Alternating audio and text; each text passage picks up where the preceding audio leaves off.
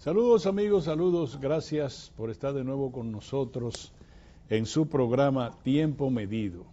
Abinader Fortunato y Orión Mejía, un servidor de ustedes, le agradecemos mucho su conexión con nosotros en este momento cuando llegamos a sus hogares a través de Teleradio América para todo el mundo, así como también a través de la altísima tecnología de las redes.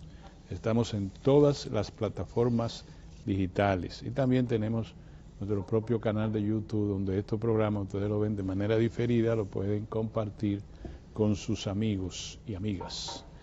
Bueno, después antes de todo, saludarlo, camarada, mi abrazo, mis felicitaciones. Muy bien, eso iba ahora a comenzar. Y a todos los camaradas escogidistas. El triunfo de los Leones del Escogido, nos felicitamos todos los escogidistas.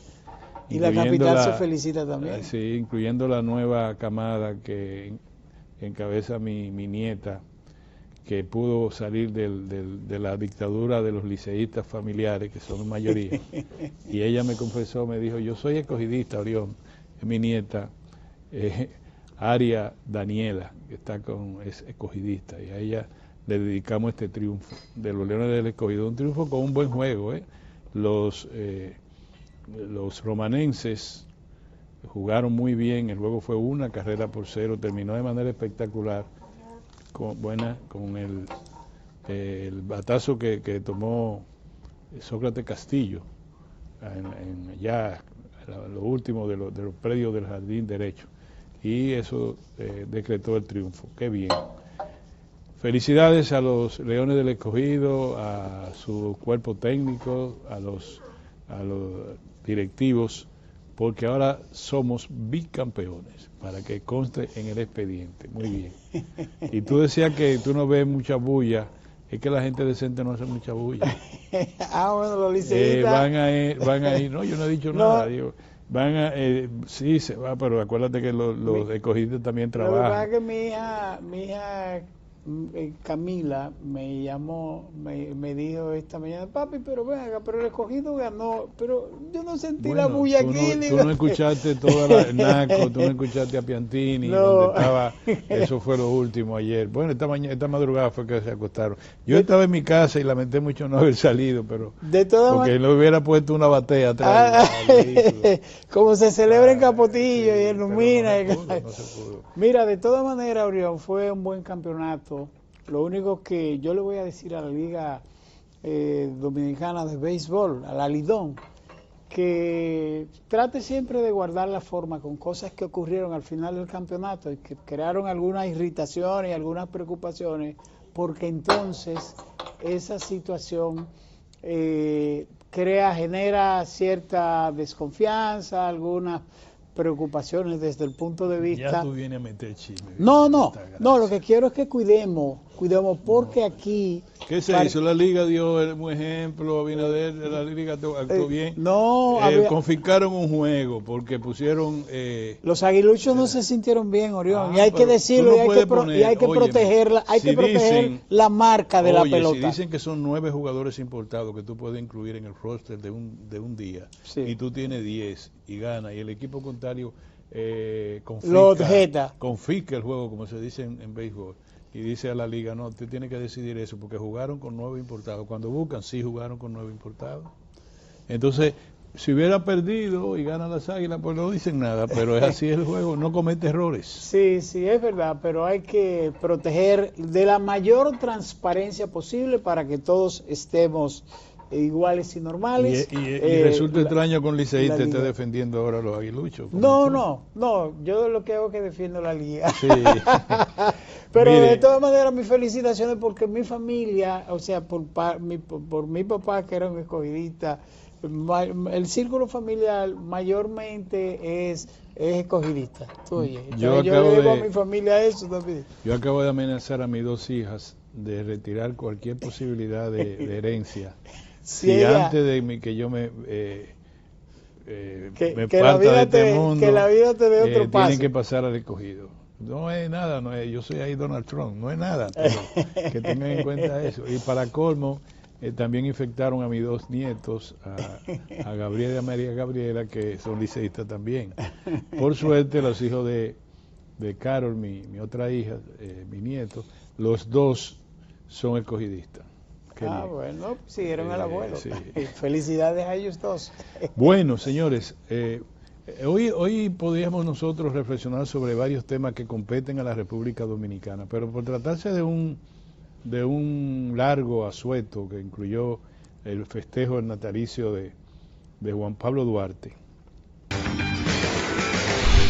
Muy bien, mis amigos, con las excusas correspondientes por un imprevisto, se dice, un imprevisto técnico.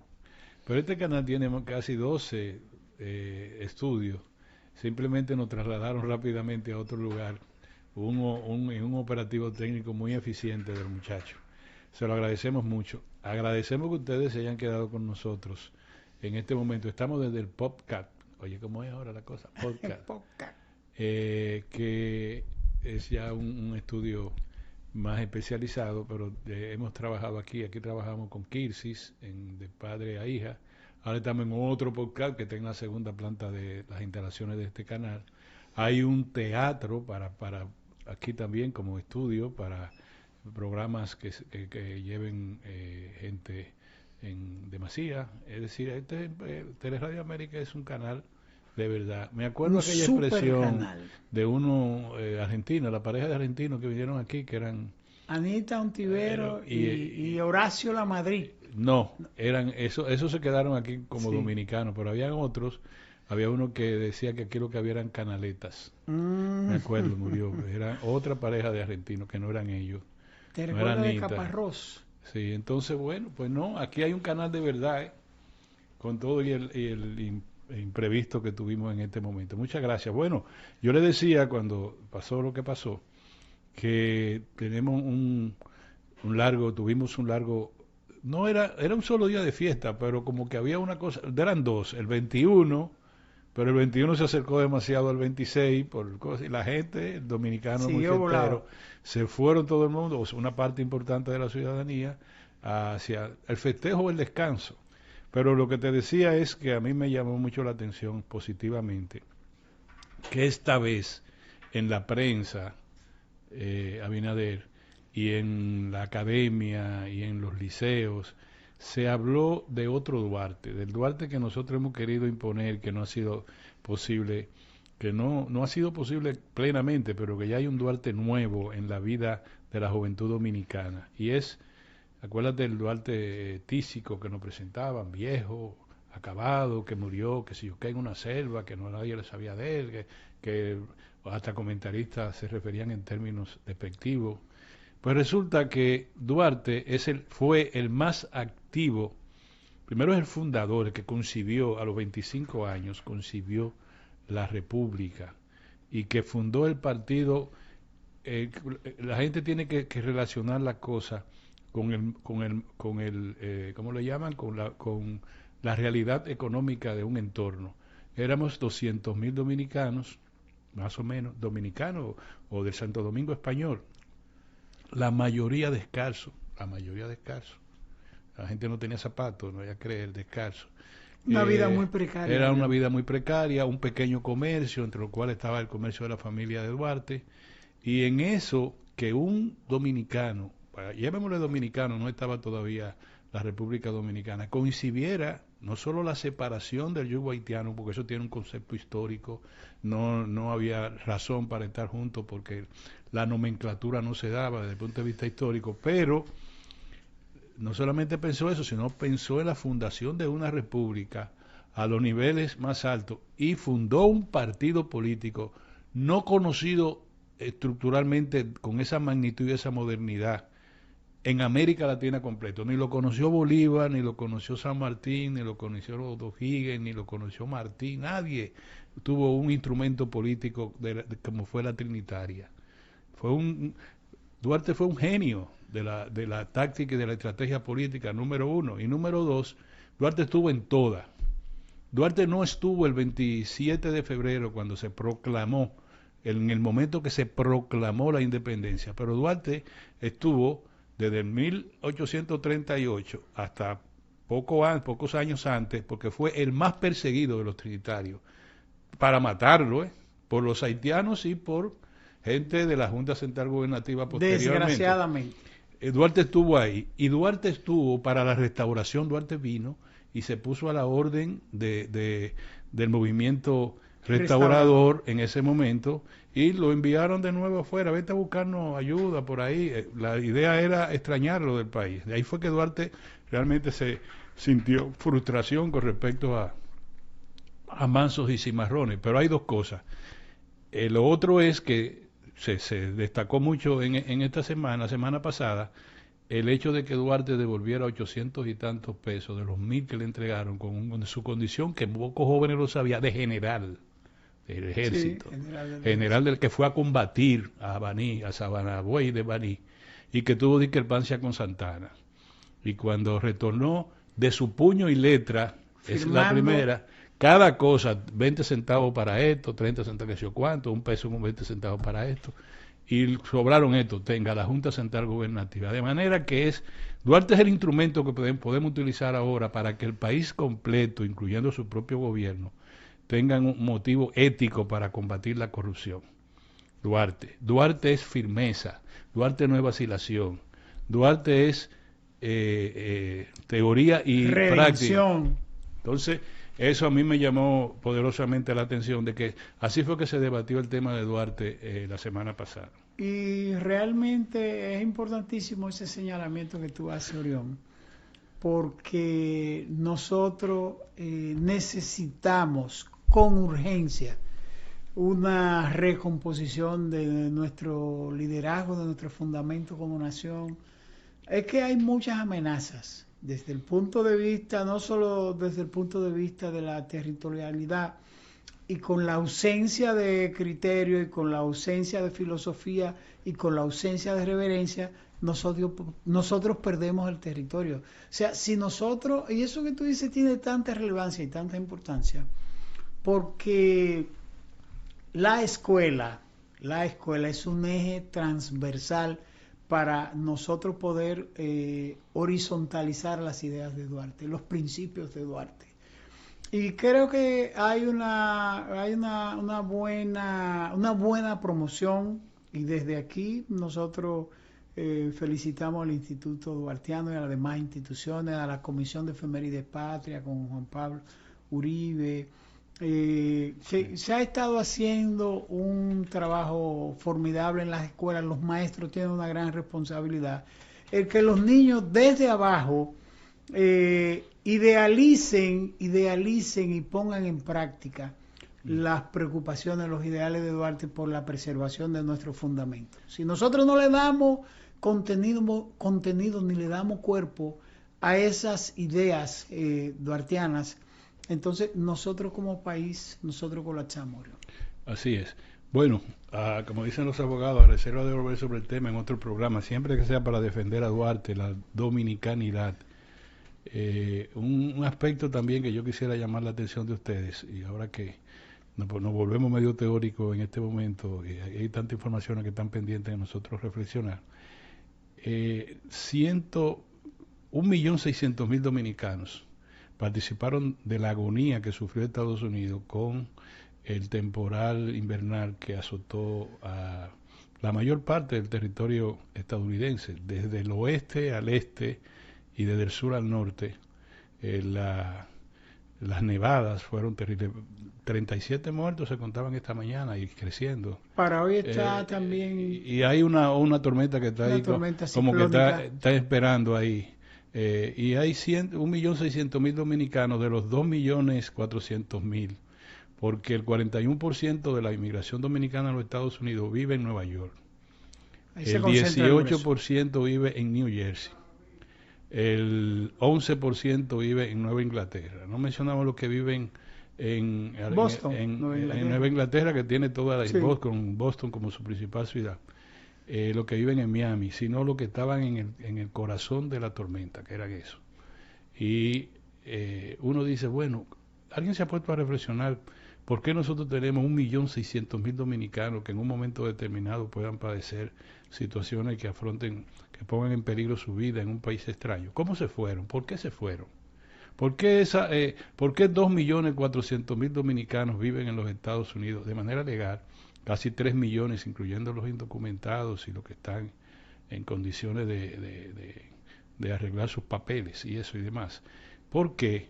Bueno, ya no hay tiempo para reflexionarlo, porque esos dominicanos mantienen la economía dominicana en una de sus patas. Tú dices, no es posible que la economía dominicana dependa de las remesas. Bueno, no depende de las remesas, pero si le quitas las remesas, el carro no va a arrancar, porque es una goma. De las 4 es uno de los neumáticos. Y es un esfuerzo, Orión, perdón, y es un esfuerzo demasiado inaudito y de demasiado compromiso de esa comunidad que se va a Estados Unidos, trabaja incansablemente en la mañana, a la noche, a la madrugada, para enviar dinero para acá, sin pasar por GO ni cobrar los 200 pesos. No, y además estamos hablando, la remesa le reporta más divisa a la República Dominicana que el turismo, que las exportaciones, que la zona franca y que la inversión extranjera directa. Viene directo. El turismo, y además, tiene la mayor vocación democrática en su distribución. Las remesas no pasan por manos empresariales ni corporativas. Las remesas van a las familias directamente. De manera que es lo más democrático que tú puedes hablar. ¿Y tú sabes cuántos son? Son más de 11.000 millones de dólares al año que van a las familias dominicanas, desde Nizao, a Valverde, Mao, Santiago, el sur, el este, familias que reciben la parte más recóndita de sus parientes en Estados Unidos. Básicamente el 85% de las remesas provienen de Estados Unidos, el otro 15% especialmente de España, Europa, el Caribe. Y tú puedes creer que aquí nosotros recibimos remesas de dominicanos que viven en Haití. Sí, así Entonces, ahora la reflexión que te quiero hacer en este momento es decir, ya nosotros podemos hablar de inmigración, de que retornen a la República Dominicana. Ya lo que queremos es que se queden allá para que sigan mandando los 11.000 millones. Fíjate cómo nunca explicamos el fenómeno económico, sociológico, de asentamiento urbano. ¿Por qué tantos dominicanos se fueron a vivir? La mayoría son exiliados económicos. Condiciones económicas. Hay una parte que es exiliado político y que ya se convirtieron en un asentamiento firme en Estados Unidos. Pero la mayoría salieron por problemas económicos. Y la vía fue en Yola, Puerto Rico, y de Puerto Rico a Estados Unidos. Sí, la otra observación que hay que hacer sobre ese tema que tú acabas de explicar y tratar de poner en su contexto es el hecho, Orión, de que nosotros quizás no hemos sido tan justos con esa diáspora de dominicanos asentadas en el exterior, mayormente de Estados Unidos y lo que tú decías de Europa, propiamente de España. ¿Por qué digo que hemos sido injustos, que no hemos sido justos? Porque casi siempre se le engaña, se le promete una cosa, se le dice otra. En la parte administrativa del país, en nuestros consulados, no hay las atenciones adecuadas para la diáspora dominicana. Y en el tema que ha ocurrido aquí, con la situación de Senasa, Orión, miles de dominicanos, lo digo porque tengo familiares, miles de dominicanos quedaron también sin seguro en el exterior, gente que vino después de trabajar 40 años en Estados Unidos, vino aquí y se quedó sin nada. Le vendieron un seguro premium para poner un contexto, un hecho, y entonces al final de las cosas tienen que pagar, a pesar de que habían pagado. Y eso pasa de una forma generalizada. Por eso, solo con ese tema, pero con otros temas administrativos para resolver situaciones de aquí, de tarjetas de pasaporte, digamos que certificados de nacimiento, resolver una serie de cosas que nosotros estamos obligadísimos a resolvérselo o a contribuir a mejorárselo, a que no pasen dificultades, porque son los que, como tú dices, son los grandes soldados de la economía de la República Dominicana. Esa comunidad que está en Estados Unidos fajada, manejando camiones, cogiendo helada, manejando taxis, haciendo de todo. Sí, así es. Nuestra voz de aliento a los dominicanos que están padeciendo el mal tiempo que afecta a gran parte del territorio de los Estados Unidos. Ahora, a propósito de eso, simplemente nada más para que pase y dejarnos nosotros como tarea para discutirlo cuando conozcamos mejor el tema. A mí me llama mucho la atención de una campañita que tienen determinados maestros de la economía contra el Banco Central. Te voy a decir algo.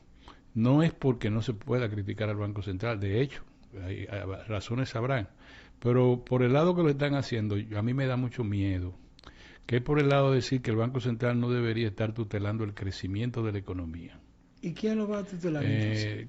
Y que Pregunto. es decir que debería, a la luz de esos maestros, apreciados amigos de la economía, que en distintos programas plantean eso, debería dejarse al libre albedrío en términos de control monetario, de participación del Banco Central en aspectos relevantes del sector financiero. Y le dicen sencillamente el gobierno, fíjate, cuando también le dicen al Banco Central que nada más se dedique al control de la inflación, que ese debería ser su función.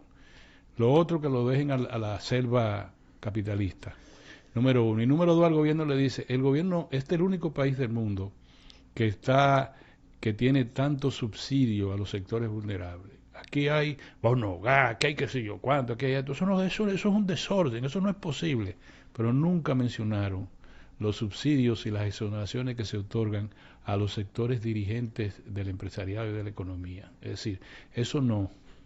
Si no, usted tiene que ver que a un pobre le están dando un bono gas, le están dando un bono luz, que eso lo que hace es cualquierizar la economía, sobre la base de que lo que se está asentando es la pobreza, lo cual a mí me parece que eso debería revisarse, no hay duda de que eso debería revisarse. Como estaba antes, que era decir, no, te damos, pero te estamos instruyendo para sacarte de la pobreza. Cuando te saquemos de la pobreza, tú no vas a tener... A partir de ahí ya no lo tienes. Porque tú vas a entrar al mercado laboral. Pero lo vi con mucho énfasis, esos dos distinguidos amigos, maestros de la economía, lo vi con mucho énfasis en decir que hay que dejar el libre albedrío a los empresarios. Que, por ejemplo, los permisos, la que sé yo, cuándo eso no debería ser, que esto, y es bien, vamos para eso se están haciendo ventanillas únicas, por ejemplo, para la construcción, para esto, para lo otro, pero no se menciona que aquí hay una repatriación de capitales tremendo en el sector turismo. Por eso te dije lo que es la remesa, que aquí hay sí inversiones extranjeras directas que están amparadas en seguridad jurídica, en que nadie se opone, todo el que quiere invertir en la República Dominicana invierte bien, porque aquí de verdad hay ya seguridad jurídica, pero eso de caerle arriba a los pobres y de decir al Banco Central que deje que las manos fuertes y violentas del capitalismo que el Papa llamó capitalismo desarmado, ¿fue que le dijo? Sí, y salvaje. Capitalismo salvaje. De ese capitalismo salvaje se apodere del crecimiento, de la tutela del crecimiento de la economía. A mí me parece que eso deberíamos discutirlo más a fondo. Y tampoco el chantaje siempre ese de que, no, eso es que el Banco Central lo está pagando o lo está pagando tal cosa. Cuando uno habla en favor de una mejor distribución del ingreso. Porque si alguien está cobrando mucho dinero en este país, son los grandes y los mejores economistas que tiene el país, por la misma razón de mercado. Si tú eres un economista de mucho valor, olvídate, tus asesorías van a ser... También de mucho valor. Entonces, de super valor. Así no se puede, y yo después voy a identificar, pero hoy, por lo pronto, hoy nada más dije eso. Pero quiero agregar algo, Orión, sobre lo que tú acabas de decir, porque es una pena, nosotros lo diríamos en un lenguaje muy llano, es un boroneo lo que le llega a la gente, incluso muchas veces distorsionado, que bien tú dices que hay que revisarlo, yo creo que sí, pero lo que se le da a los sectores en la República Dominicana, a los grandes sectores que promueven la grande economía o la parte de la estabilidad de la economía dominicana, qué bueno que los incentivos son buenos, que las leyes lo favorezcan, incluso nosotros tenemos en la parte fronteriza un sistema de protección para la inversión, liberado de impuestos y eso, se salen, no cumplen las reglas, incluso se quejan del bono luz o se quejan del bono gas, que son chelitos, para las grandes partidas de combustible que se le dan aquí, hasta las agrupaciones con etiqueta de sindicatos, pero que son grandes empresas. Y uno dice, pero caramba, es verdad.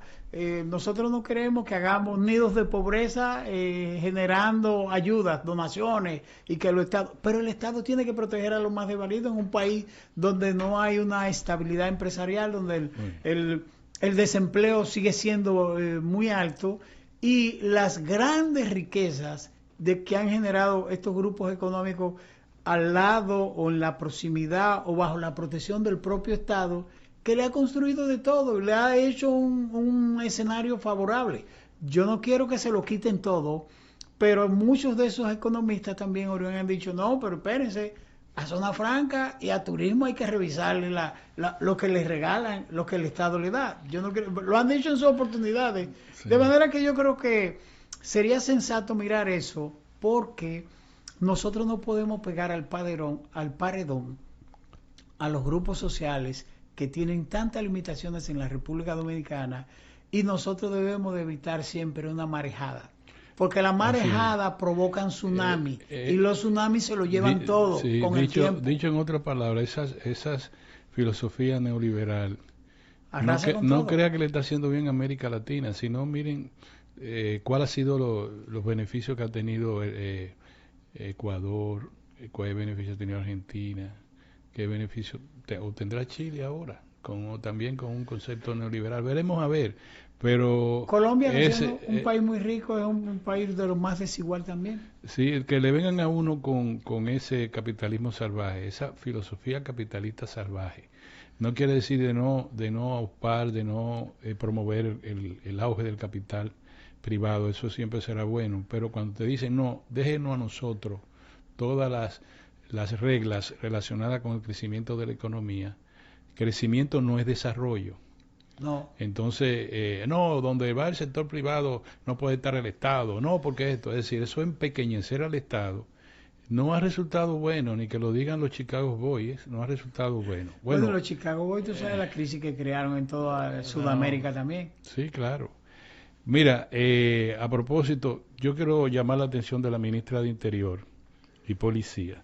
Con una nota, ella estuvo en un programa esta mañana, yo vi algo del programa, pero no sé si ella se refirió a eso, pero a mí me parece muy grave y también una buena noticia al mismo tiempo, valga la contradicción, que las autoridades incautaron en La Romana 538 carnés falsos, de gorra con insignias indumentarias, sellos oficiales, cuestiones militares y otros materiales en una banda que tú sabes lo que es una banda proveerte tu cachucha, te quiere cuestión antibalas, sí, toma tu carnet de guardia, ¿quieres un carnet de guardia de policía? Tu uniforme del DICRIM. Tú quieres lo que tú quieres.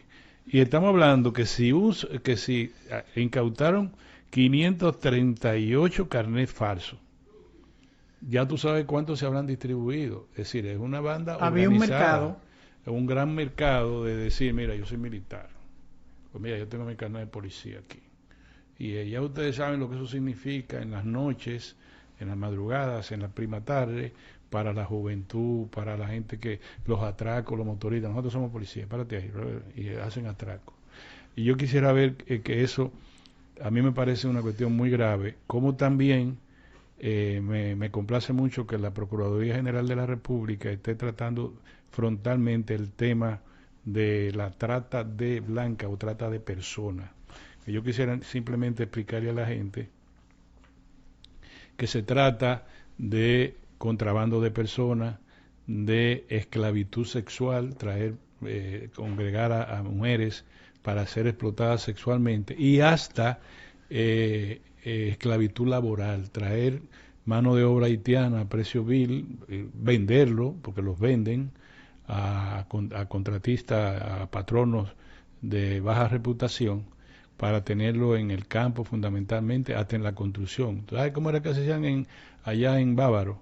Tráeme 1000 haitianos que necesito para esta construcción. Ahí venía el ¿cómo le llaman? El caporal. El enlace. El caporal, venga, y a tal cosa. ¿A qué precio? ¿Cómo lo pagaban? ¿Qué hacían? Y la práctica aquella de que cuando iban a pagar llamaban a migración. Cuando migración venía, el juidero y se quedaban contratistas con los salarios. Con todo el billete. Trata de blanca es trata de contrabando de indocumentados. Es congregar por la fuerza a mujeres con engaño para explotarlas sexualmente. Y también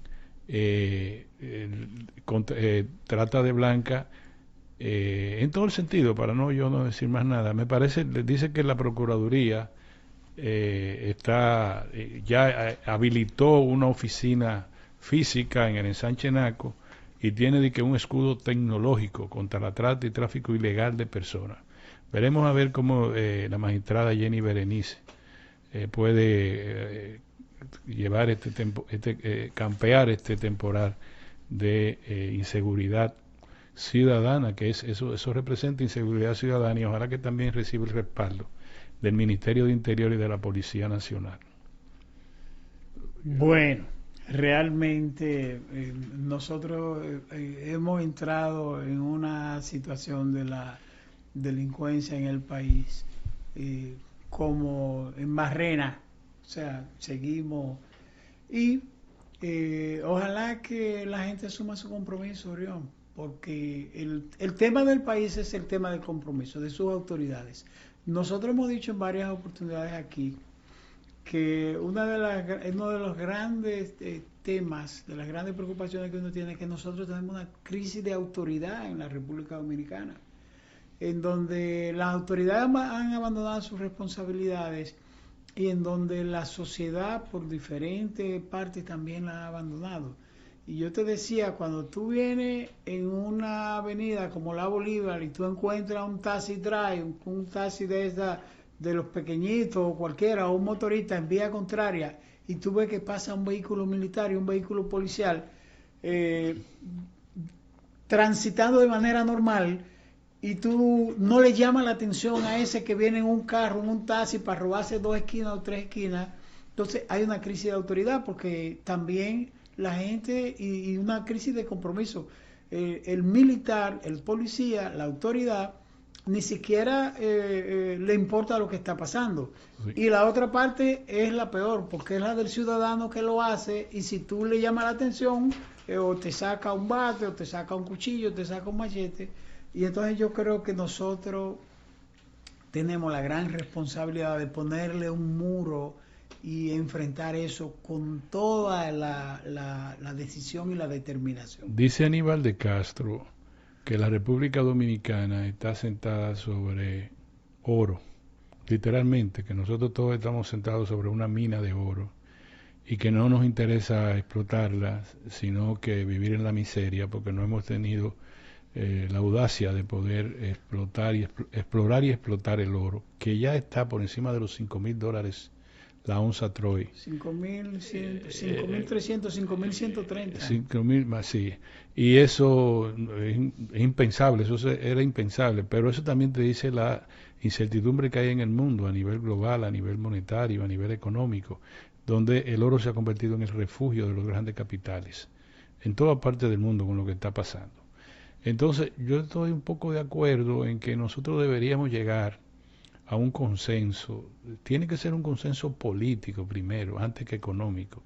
Tiene que decirse, porque si gana el presidente Leonel Fernández las elecciones en el año que viene, o si la gana el Partido de la Liberación Dominicana, o si la retiene el Partido Revolucionario Moderno, van a tener que pensar en el oro.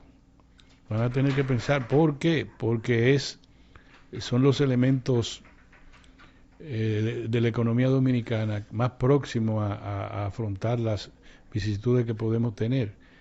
Lo que pasa es que también sería el blindaje, ¿verdad? Sí, no, yo creo que la sobrevivencia de la economía, porque ¿qué tú crees? Nosotros somos una economía de servicio. Tú no creas tú que nosotros, mañana podemos nosotros amanecer sin turismo. Mañana, si hay una crisis como la que se encierne en Estados Unidos, podemos amanecer con una reducción drástica en las remesas.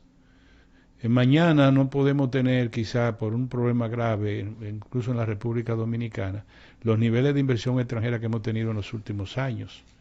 Mañana se pueden ir las zonas francas y nosotros perder los 120,000 puestos de trabajo que tenemos. Estoy hablando en casos extremos. Ahora, si nosotros tenemos oro, si tenemos otros minerales importantes como la tierra rara, y nosotros unificamos criterio nacional de cómo se va a explotar eso, porque si no es así no vale la pena. Si unos cuantos desojerados nacionales y extranjeros quieren robarse esa riqueza, hay que decir lo que dijo Juan Sánchez Lamú: petróleo, húndete más. Entonces que el oro se hunda más y que no aparezca. Ahora, si nosotros vamos a aprovechar... Lo decía en los años 60 Juan Sánchez Lamú. Sí, el poeta desederado de su arte, decía un amigo mío. Juan Sánchez Lama, húndete más, presentido petróleo de mi tierra. Sí, Entonces, nosotros, si no que se hunda todo el petróleo y también el oro, si no nosotros no unificamos criterios. Si el gobierno comienza a hacer, por ejemplo, estaba la cordillera septentrional, ahí andan los piratas y los filibusteros buscando oro, con permiso de exploración, lo cual es verdad, pero la exploración te lleva a que se aparece a la explotación. Entonces, la cordillera central es la fuente de agua de la media isla, todo el Cibao. Que hay que protegerla. Entonces, no podemos, tiene que haber algún acuerdo entre nosotros primero para saber qué vamos a hacer. ¿Qué vamos a hacer con el oro comprobado de San Juan de la Maguana? Lo dejamos ahí, a 5.100, que sé yo cuánto, la onza Troy. Bueno, yo no sé, pero yo no creo que sea lo más prudente. Ahora, ¿qué hacer? ¿Qué hacer? Tiene que decirlo el liderazgo político primero y el gobierno. Por eso tú has insistido, Orión, y siempre lo valoramos aquí, en la necesidad de que el liderazgo político de la República Dominicana vuelva a reunirse, sin ningún tipo de prejuicio, al margen del rédito o del no rédito que signifique una reunión en determinadas circunstancias para cualquiera de los partidos, sin la bandería política. Es en el tema nacional lo que tú estás diciendo, porque en el caso del oro tenemos la ventaja de que hay explotaciones de oro por empresas extranjeras y eso sería una salvaguarda. Ahora, tener todos los recursos en un país que sea malamente administrado o que la corrupción también se lo robe también es otro gran problema. Nosotros no tenemos, es un gran reto. Sí, nosotros no tenemos tecnología para extraer oro. No, hay que negociar afuera, con los canadienses, con los estadounidenses, y los ingleses, es decir, nosotros no los lo chinos, tenemos, quien ni sea. Creo yo que en América Latina haya mucho. A ver con quién uno lo hace ahora. ¿Quién garantiza? Siempre habrá un daño al medio ambiente, mayor o menor. ¿Quién no? Tiene que ser lo menos posible. ¿Quién lo hace? ¿Cómo lo hace? Ahora, eso no lo podemos decidir nosotros. El gobierno no lo puede decidir por su cuenta. El gobierno no puede decir mañana. Nosotros concedimos una licencia de explotación del oro de San Juan de la Maguana, así pura y simple, porque no va a encontrar una respuesta negativa de toda esa población, a menos que no haya un acuerdo nacional, porque el oro no va a durar hasta el 28. Es decir, los que quieran tener el control del Estado después del 28, tienen que decir, bueno, pero ese oro me puede ayudar a mí, a mi gobierno, ¿qué hacemos? Vamos a hacer un pacto a 10 años, a 15 años, ¿cómo nosotros nos manejaremos eso? Y darle soberana importancia a la participación de las organizaciones, explicándole, concientizándole, claro, tomando las decisiones que se deban tomar, porque tiene mucho que ver con el tema de la pobreza del país, de su posibilidad de desarrollo, de su blindaje económico, de su blindaje social y de su blindaje político.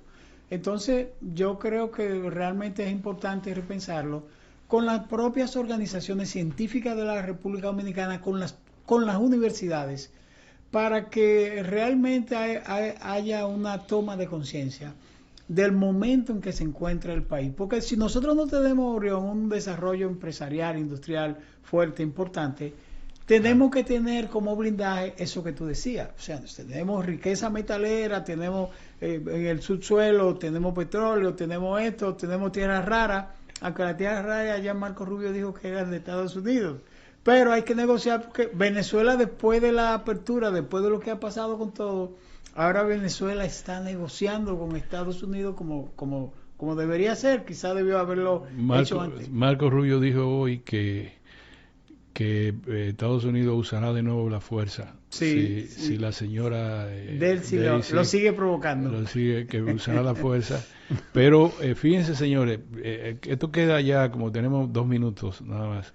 Esto queda para tu próxima participación hoy es miércoles, el lunes.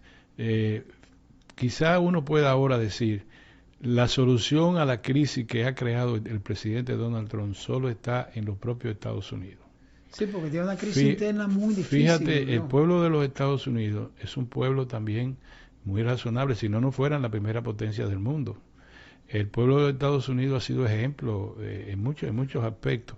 Fíjate cómo un estado, 2 ciudades de un estado, de la ciudad de Indianápolis y la otra, las ciudades mellizas, como una constante, una protesta constante. Tienen en jaque al gobierno. Claro, llevaron a un individuo que es un nazi, el jefe del Leipzig, Sí. hasta la pelada de él. Vino, tuvo que sacarlo el presidente. No, el presidente entonces tuvo que sacarlo porque se impuso primero la razón, pero además una violencia. Óyeme, inusual. Ese muchacho de 37 años. Alex Preti.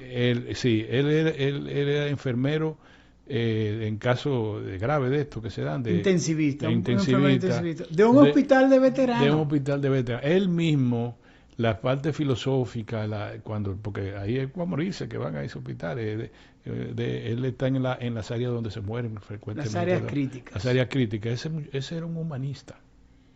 Y estaba con un celular. Por orden de Donald Trump, él podía andar con un arma.